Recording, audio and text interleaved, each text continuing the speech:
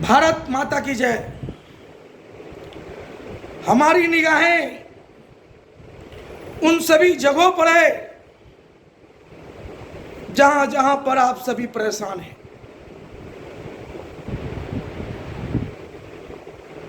मैं सस्ता चुनाव अभियान के नायक जन समस्या निदान मोर्चा के अंतर्गत लाचार असहाय को कानूनी हक अधिकार दिलाने को संकल्पित अखिल भारतीय सर्व समाज अधिवक्ता संघ के राष्ट्रीय अध्यक्ष, सर्व समाज हितैषी पार्टी के संयोजक व राष्ट्रीय अध्यक्ष अधिवक्ता रामनाथ महतो। हमारी निगाहें उन सभी जगहों पर है जहां पर आम जन त्रस्त हैं। 1985 से भारतीय राजनीति से मैं जुड़ा। भारत विकास विचार मंच पर चिंतन मंथन किया। राजनीति शुद्धिकरण विचार मंच पर चिंतन मंथन किया। भारतीय जनता हितैषी मोर्चा पर चिंतन मंथन किया। जन समस्या निदान मोर्चा पर चिंतन मंथन किया हूं। एक लंबे अरसे तक 1985 से लगातार 27 मार्च 2018 तक भारतीय जनता पार्टी में रहा हूं और हमने जो सोच सबका देखा है, सबका समझे हैं। रहा तो मैं भारतीय जनता पार्टी में, लेकिन हमारी निगाहें सभी राजनीतिक पार्टी के लोगों पर रहा है। कहां पर कौन किससे परेशान है, हमारी निगाहें वहां पर देखी है। न्यायालय में क्यों लोग परेशान हो रहे हैं, कहां व्यवस्था में कमी है, सभी जगह हमारी निगाहें हैं। शिक्षा, स्वास्थ्य, बेरोजगारी वगैरह वगैरह, किसानों की समस्याओं, सभी जगह हमारी निगाहें हैं।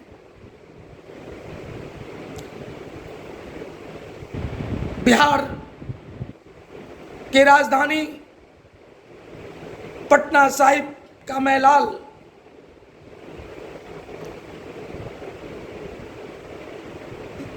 हमारी कोशिश लगातार यही रही है और हमने जो सपना देखा है, आम जनों के सपनों को पूरा करने का देखा। और इसके लिए हमने सस्ता चुनाव अभियान को बखूबी समझने का काम किया हूं। आज वर्तमान प्रदेश में जो सत्ता पर पहुंचने की जो भूख है, मैं उस भूख को नेताओं का मैंने देखा हूं। वैसे वैसे नेताओं पर भी हमारी निगाहें हैं जिनको खाने का कुछ नहीं था, आज 10,000 20,000 करोड़ के आदमी हैं।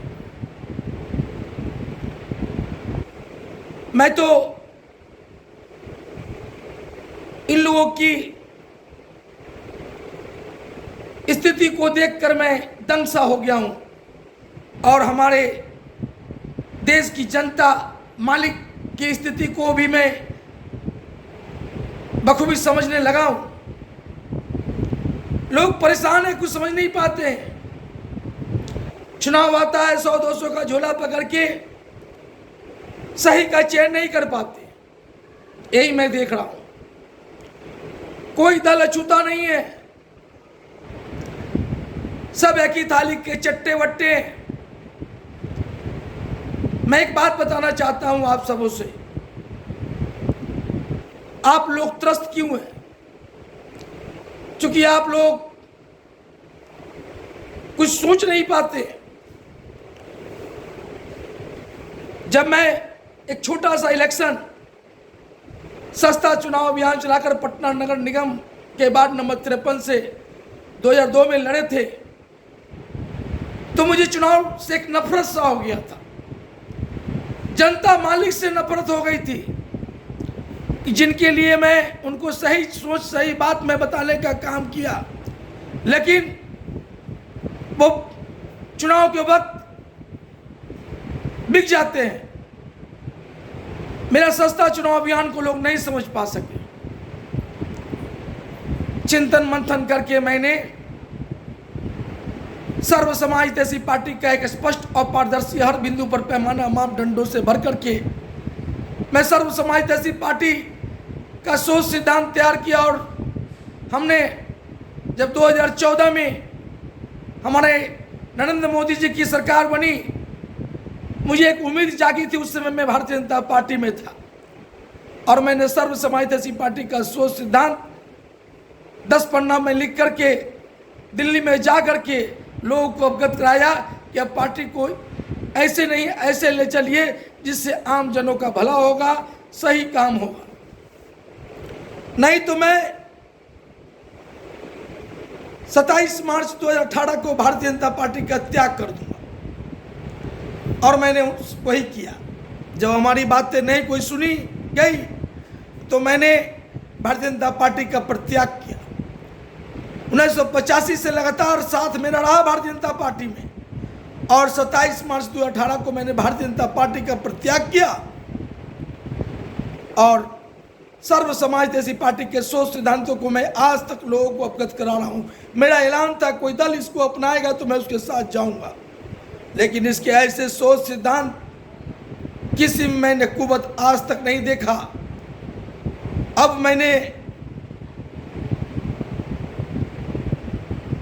इस सोच सिद्धांत को आम जनों तक पहुंचाने के लिए 2020 में अपने 184 पटना साहिब विधानसभा क्षेत्र से सस्ता चुनाव अभियान चला करके सर्व समाज हितैषी पार्टी के उसूलों पर चल करके हमने चुनाव लड़के लोगों को अवगत कराया कि महंगा चुनाव लड़ने वाले आपके सेवक नहीं, वो आपके सपनों को साकार नहीं करेंगे, वो अपने सपनों को साकार करेंगे। और यही होता आ रहा है।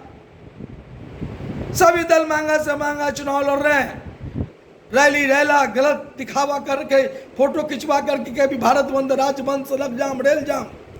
इस सब से क्या होता है? आम जन को क्या चाहिए? मुफ्त शिक्षा, मुफ्त स्वास्थ्य सेवा, हर घर के बेरोजगार को रोजगार, सबको वाजिब हक अधिकार मिले, बस यही चाहिए ना। इसके लिए इतना ताम झाम क्यों? वैसा व्यवस्था बनाइए ना। मैं दावे के तौर पर कहता हूं कि सर्व समाज हितैषी पार्टी का सोच सिद्धांत की सरकार जब आएगा तो भारत अपना भ्रष्टाचार मुक्त परिपूर्ण भारत बनेगा, भारत में अमन चैन का माहौल आएगा। तो मैं चुनाव 2020 में लड़े 184 पटना साहिब से चैलेंज करके कि मैं अगर 2020 का चुनाव जीत गया तो 2020 से 2025 के बीच में इतना काम करके दिखाएंगे कि लोग देखते रह जाएंगे, हम जीतेंगे, इतिहास रचेंगे। छोटी सी नारा मैंने इसमें सोच सिद्धांत तैयार किया था जो लोगों को अवगत कराया, लेकिन मेरा सस्ता चुनाव अभियान सफल नहीं हुआ। चूंकि मैं कहना चाहता हूं कि 2022 के जो मैं चुनाव लड़ा तो मुझे नफरत हुआ था, लेकिन जब 2020 का चुनाव लड़े तो बहुत लोगों ने हमारे सस्ता चुनाव अभियान को महत्व दिए, तो थोड़ा हिम्मत जागा है। इसलिए मैं 2024 में पटना साहिब लोकसभा क्षेत्र से मैं सस्ता चुनाव अभियान चला करके सर्व समाज हितैषी पार्टी के उसूलों पर चलकर चुनाव लड़ूंगा।